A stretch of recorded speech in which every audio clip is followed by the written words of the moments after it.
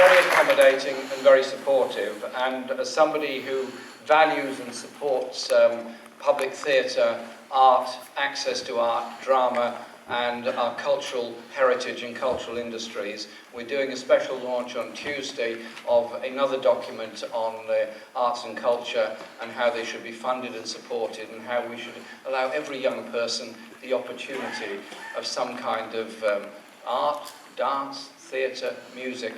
Unleash the creativity in all of us.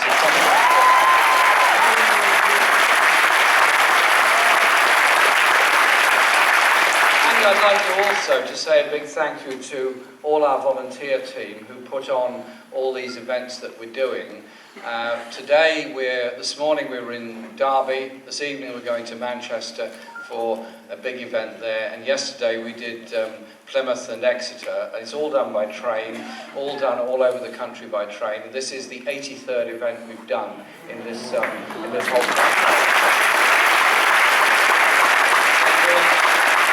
Making sure we go to every part of Britain, and it's interesting, the response and the reaction is very similar.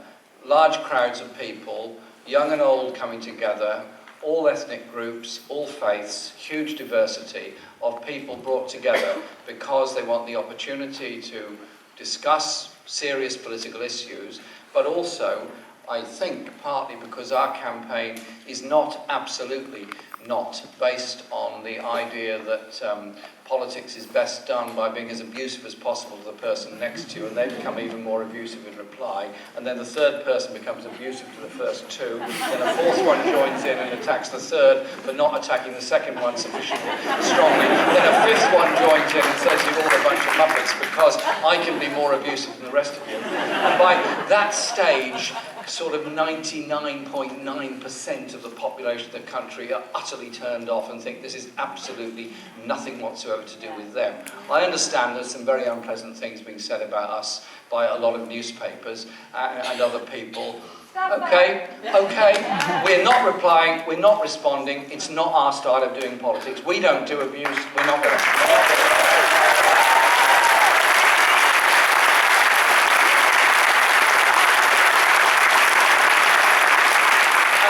The other point about our campaign is that it is about ideas, it is about giving space to those ideas. We've already sent out on Facebook pages and our own website pages a very large number of different documents on different aspects about youth, about involvement, about economy, about many, many things. But they're all ideas. They're not the last word on anything. None of us have the last word on anything. But it's an indication of the direction that I hope that the Labour Party and the Labour movement will go, that we go away from the idea of the all-seeing, all-knowing super celebrity leader that can decide all policies and pass them down the tree. Instead, we reverse the process and have everyone with their ideas coming together and passing the ideas up the tree. So we reach a consensus on how to go forward. Decision-making in the Labour movement, I think, is a very, very important factor. Now, this election campaign came about because we lost the general election in May. Like everyone here, I was very angry, I was very devastated, I was very shocked by that defeat. And indeed, whilst I suppose a lot of people now claim they could see it coming, yes, to some extent one could because of the, I'll come back to this, the weakness of our message, but also you could see that there was a patchy result. Now, this wonderful person sitting on my right here is Kat Fletcher, who has the misfortune to be the agent for Islington North during the general election campaign, where we had an incredible result. Thank you, Kat. It was all your doing. We put forward a very clear message of what we're about, which was challenging the whole austerity agenda. Now, I think Labour had a problem in the election. The problem was, going back to 2008, we had the banking crisis. The banking crisis was created by banks not being regulated, by excessive profits of those banks, by dodgy investments by those banks, by the subprime mortgage crisis in the USA, by excessive salaries by bank chief executives, by excessive bonuses to bank chief executives and many others. And it was a crisis waiting to happen. It was not caused by the levels of pay to those that sweep our streets. It was not caused by the level of pay to nurses or to doctors or anyone else working hard in the public services. It was not brought about, actually, by supposedly excessive levels of government spending. It was brought about because of the greed and irresponsibility of banks, and they had to be taken into public ownership to prevent something worse happening. So far, so good. Absolutely the right thing to do. One of the problems was that in taking them into public ownership, we didn't take proper control over what they did. So we bought shares, we gave them quantitative easing, we ensured they could carry on. And unfortunately, too many of them have simply carried on. And now, Osborne is selling off our shares in RBS at a loss. I think that is wrong. I don't think they're his to sell. I think they're our shares. When you look at the levels of sale this year of government assets, £30 billion worth of public assets have been sold off in 1 year, almost a fire sale in some cases. We've been looking into this, and as in 1997, when Gordon Brown introduced a windfall tax on those that had made excessive profits out of privatisation of utilities, I think we should look very hard and very long at the value of public assets and what they're sold, and say to anyone thinking about buying them, hang on a minute, if you bought them undervalued, if you bought them and made a huge profit out of the undervaluing of public assets, if you bought them and made a killing out of it, we think the public as a whole deserve their money back. So it's not taken away from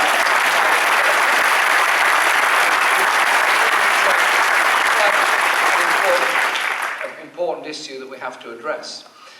And then after 2010, we had the programme of austerity, which is essentially that because of the borrowing that took place to bail out the banks, because of the support that had to be given to them, the rest of the economy has to pay, and it has to pay through cuts, it has to pay through welfare benefit cuts, it has to pay through local authority cuts, it has to pay through lower wages, through frozen wages, through job losses in the public sector.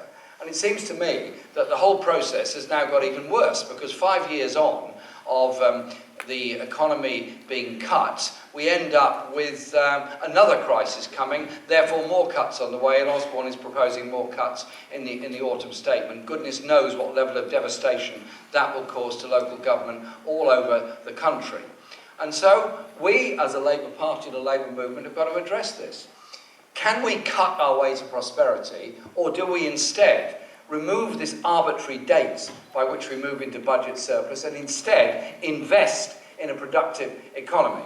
And so we're suggesting that we should put forward ideas for a national investment bank, which will be funded by a combination possibly of quantitative easing, possibly by public sector borrowing, but its duty and obligation would be to invest in the infrastructure we need.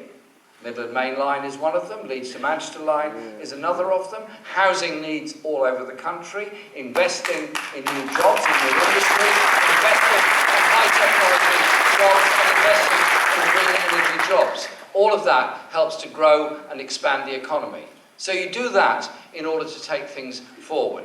You do that in order to create a better, more productive economy. You do that because that, I believe, is absolutely the correct direction we should be going in. Now, this is presented by some of our media as some kind of wild-eyed extremist solution. If I was making this same contribution to any meeting anywhere in Germany at the moment, they'd say, so what? We do that all the time. Look at the level of employment and success, investment and manufacturing industry in many European countries compared to ours, where we've become far too much a laissez-faire free market society with 80% of jobs in the service sector and increasing numbers in the service sector, and not doing what we're very good at in this city of all places, in high quality, high-end manufacturing enterprises. Surely there's a space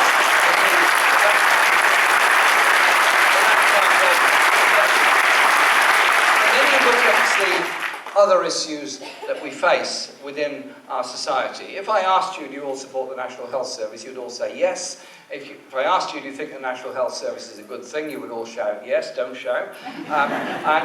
If I said to you, is it something we should protect, you'd all say yes, absolutely. So do I. But we've got to face a big problem. The Conservatives have put through the Health and Social Care Act. That Health and Social Care Act requires a high degree of private participation within the NHS. We seem to have lost the ability to properly plan for healthcare needs. We have encouraged profit-centred privatisation within the NHS. We have, in some cases, whole hospitals handed over to the private sector. We have GP surgeries handed over to the private sector.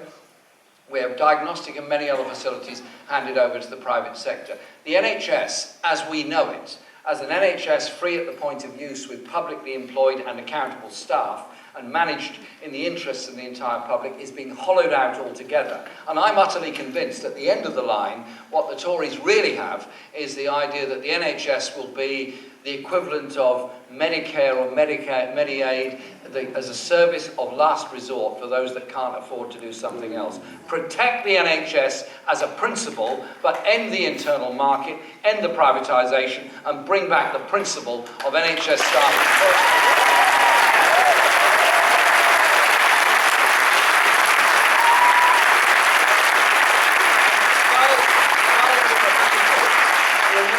One of the big problems within the NHS is the way in which we, as a Labour government in the past, as well as this government, have funded so many of the new hospitals through private finance initiative. It's simply like buying anything on a credit card, where unfortunately the credit card company also takes possession of the rest of your life. What we've got is whole hospitals paying through the nose to these PFI contractors, massive rates of interest, very expensive.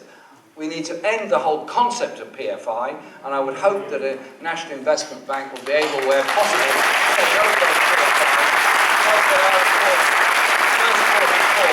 of the collectors on the costs of the running of a hospital.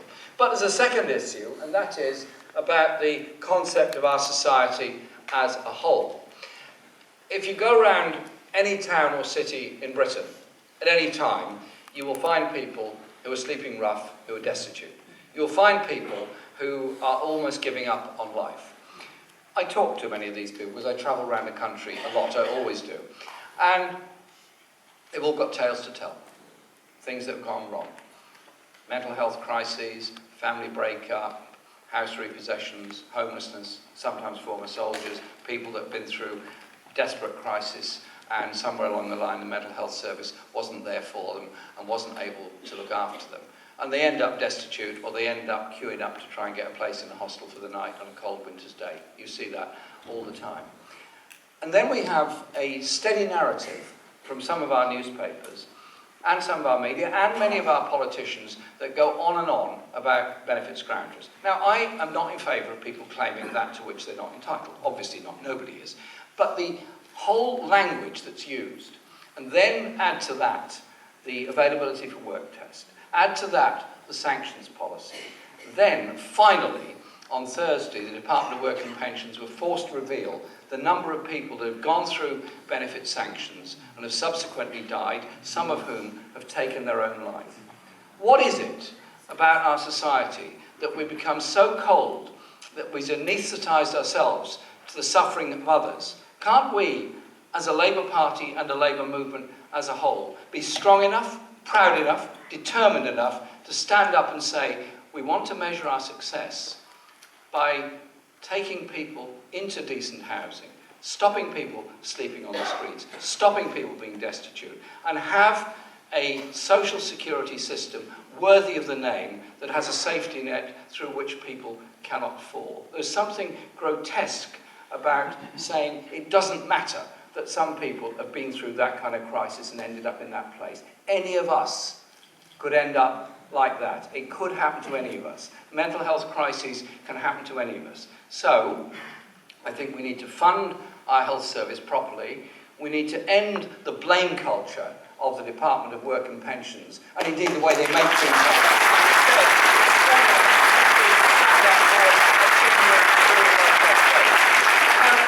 I was asked a short while ago by one reporter saying, well, how can all this be paid for and how can you afford it?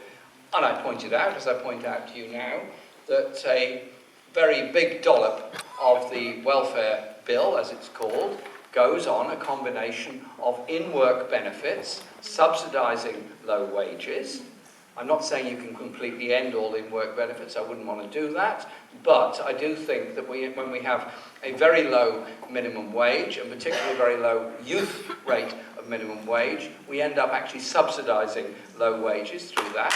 We also end up subsidising high rents by a housing benefit system that has to pay for the private rented landlord's bill that they send to the tenant every week. So we actually end up subsidising low wages and high rents through a benefit system. Shouldn't we instead raise the minimum wage and control the private rented sector so that instead of subsidising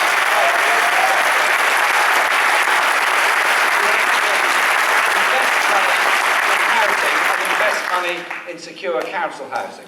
This city built some amazing council housing. Very innovative, great ideas, great architectural ideas that went into it. There was a whole period of enormous creativity in many cities across Britain about how you deal with housing issues. Unfortunately, we're not building anything like enough now.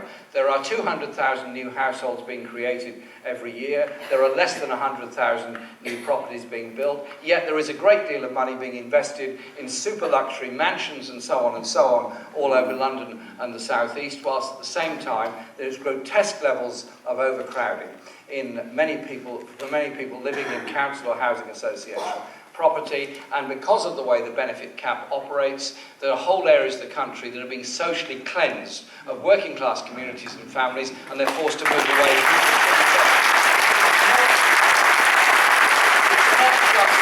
It's not just a London issue. And so, if instead of subsidising the inadequacies of the free market, we started instead investing in the housing needs of the entire community, we do a number of things. We ensure our children are growing up in decent, safe, secure, dry accommodation, where they're not forced to move every 6 months through an assured short-hold tenancy. We also create a lot of jobs in construction work and all the supply chain that goes with the construction work. There is actually a virtuous circle in that. Surely that is not just an individual aspiration, it's a collective aspiration. We can all be something we can all be very proud of.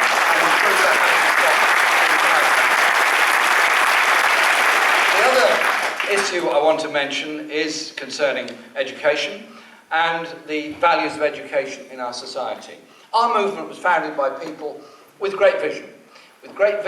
And they campaigned. They campaigned for a school place for everybody. They campaigned for the opportunities of ordinary people to get to university. They campaigned for adult education.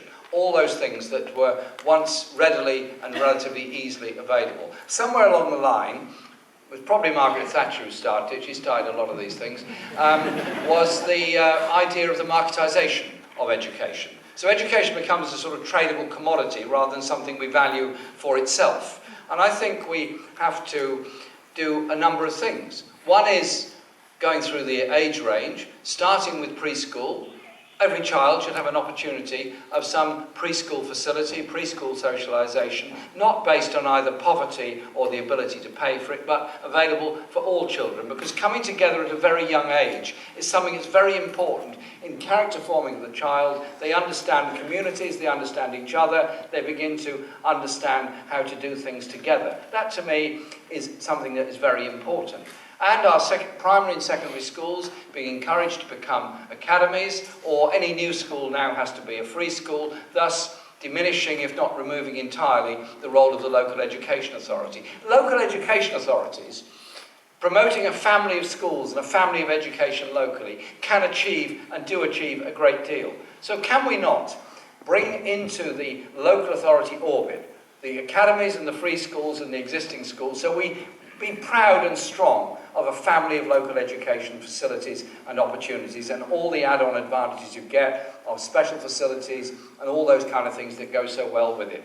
I was very proud when my council called me up last year and said, would you like to come to the Royal Albert Hall one night to see a school's music concert? And I said, thank you very much, and I went to it. And we had, it was very ambitious, we had a 100-piece orchestra and a 200-voice choir made up of children from every single school in our borough. Only possible because we had a local education authority bringing all those schools together. You couldn't do that if you had 30 schools in competition with each other all the time.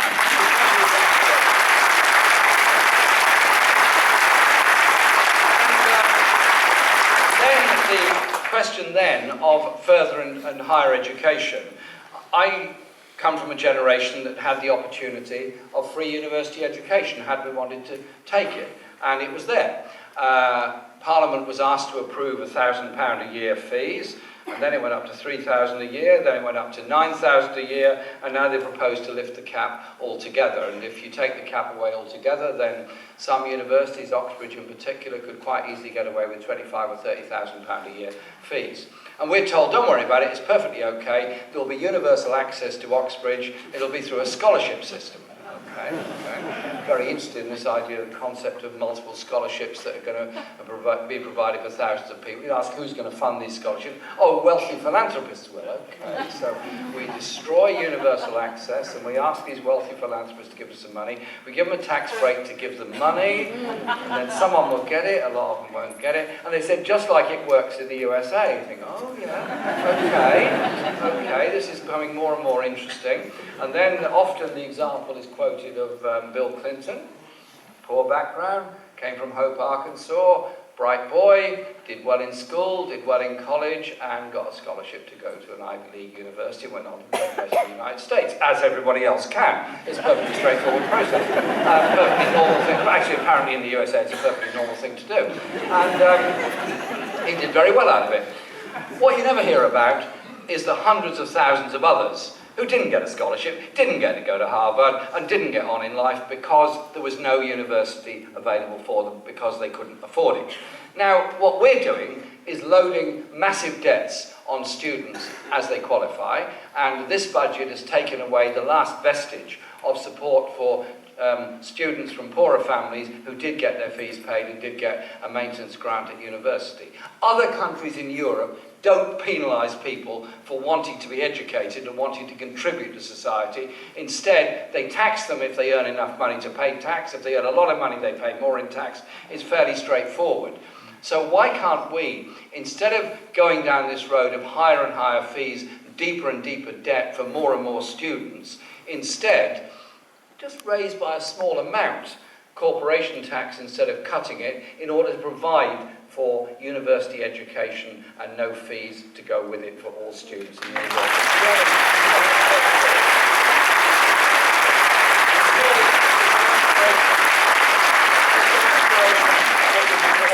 Be able to work for. And so there are huge issues in education, and that's just some of them. The other one I would add is that I find it very depressing the way that adult education has been chopped apart by this government. Going back to those sending back to college are often taken away.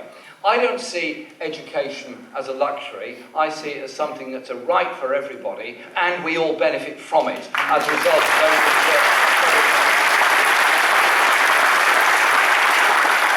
Many other things I could say, but there's not an unlimited amount of time. I just want to make this point. We live in a world that is a very dangerous place. We live in a world where we have made some dreadful errors by going into the war in Iraq in 2003.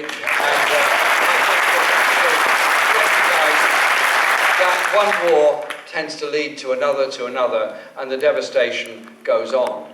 That terrible decision to go into Iraq then led to many deaths, it led to huge costs, it led to more wars, and it led to more and more refugees. And we now have a series of conflicts all around the region, and we also have millions of people who are totally displaced. All across the world, there's a refugee crisis that's never been seen before.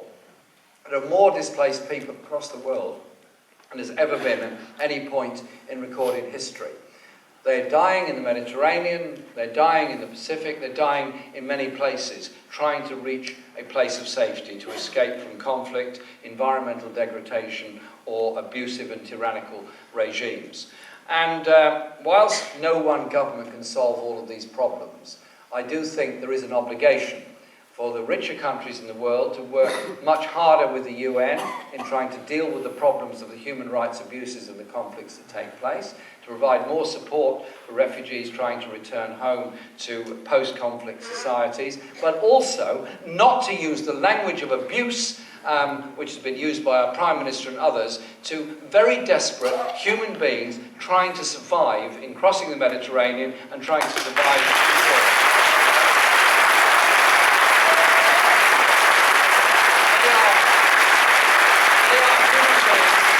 They are human beings, just like you and me, who are doing their best to survive. And none of it is easy, but we have to start from somewhere on it. And so I would hope that we, as a party, the Labour Party, will change our ways. We'll change our ways in how we operate our internal party democracy.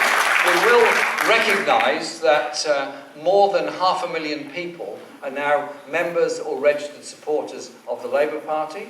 I hope that those who are registered supporters, be they union affiliates or members of the public who have decided to register to vote in this election, will become full members of the party, and that whatever the results on September the 12th, I have no idea what it's going to be, it's 2 weeks today, whatever that result, they will stay in the party, become full members of it, so we can have what is a very, very necessary debate on the direction in which we go. Because if we go forward simply offering a form of austerity light, simply joining in too much of the blame culture against migrants, minorities or people that claim benefit, and instead offer a vision, offer a hope, offer something of an inclusive society, and say to those who think, well, it doesn't apply to them because they're quite well off and they're doing fine, thank you very much. Sorry, you may have relatives who are going to need adult social care. You may need local authority services. You will need all the things that everybody else wants and gets at the present time.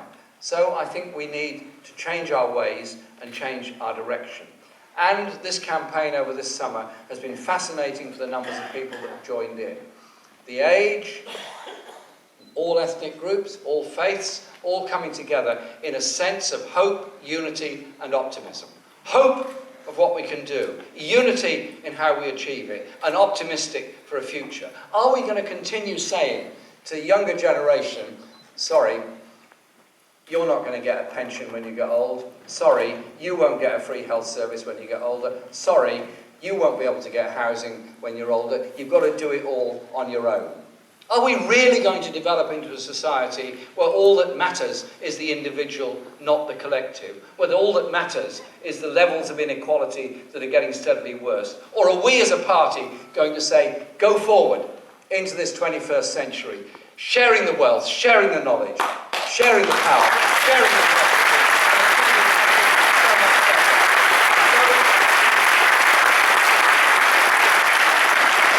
This is a fascinating process. So whatever happens in 2 weeks' time, don't go away. Whatever happens in 2 weeks' time, stay together and be involved in that process. Because the prize is there. The prize is there that we make the Labour Party stronger, bigger. It's already got more members than any other time that I can see in history. That is something we should be very pleased and very proud of. And the democracy in the party has got to be strengthened at the bottom in order to ensure the sap rises to the top.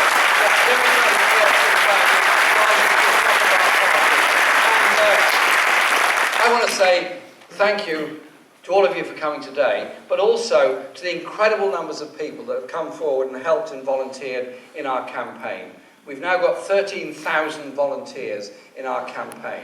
We've raised enough money to pay for a mail-out to every registered supporter and member of the party, partly through very generous gifts from a number of unions, including Unite, my own union, Unison, and a number of other unions. Fantastic support we've had from ASLEF and a number of other unions, fantastic support we've had, but also from donations from ordinary people. The average donation we've received is £23.50. We receive no corporate donations whatsoever, and I have to say we haven't been offered any.